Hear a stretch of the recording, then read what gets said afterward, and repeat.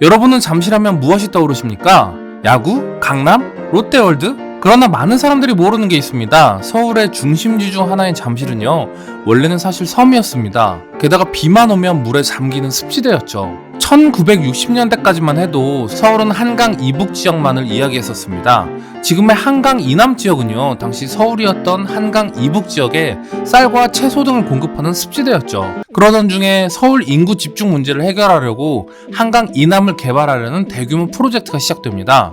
그중 특히나 눈에 띄었던 사업이 있었는데요. 바로 1971년에 실시된 잠실 구획 정리 사업이었습니다. 서울시는요, 당시 광주 대단지하고 강북 사이에 이동을 방해하고 있는 잠실섬을 개발하고자 했었습니다. 이는 잠실섬 아랫부분에 흐르는 강물을 매립함으로써 더욱더 넓은 토지를 만들어낼 뿐만 아니라 습지대를 완벽한 주거 용지로 바꿀 수 있다는 그런 상징적인 부분까지도 있었습니다. 그렇게 1971년 4월 16일 날 마침내 한강 지류를 막는 그런 물막이 공사를 마무리하게 되었고요. 본격적으로 개발을 시작하게 이릅니다. 그런데 바로 그때 문제가 발생합니다. 바로 하천을 매립할 흙이 부족했던 거죠. 온통 습지대에 불과했던 한강 이남 지역에서는요, 도저히 매립할 흙을 구할 수가 없었습니다.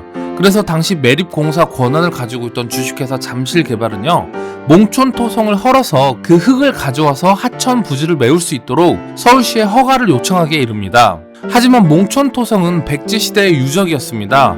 천만다행스럽게도 이런 이유로 서울시는 몽촌 토성에 관련된 어떠한 공사도 허가하지 않았습니다. 마땅한 대안이 없던 와중에 서울시는 시내에서 발생하는 연탄재 쓰레기를 가져와서 하천 부지를 매립하는 묘안을 생각해내게 됩니다. 그렇게 2년간 서울시내 대부분의 연탄재 쓰레기는요, 잠실로 향했습니다. 당시 가정집에서 대중적으로 사용되던 일명 구공탄은 누군가에게는 따뜻함을 선사했고요. 재가 된 다음에는 잠실 바닥에 묻혀서 문자 그대로 집안 역할을 하게 된 것입니다. 그래서 잠실은 연탄재 위에 세워졌다 해도 과언이 아닙니다. 2년여간 서울 시민들의 연탄 쓰레기가 그 시대의 애환과 함께 담겨서 지금의 서울의 중심지를 만든 것이죠.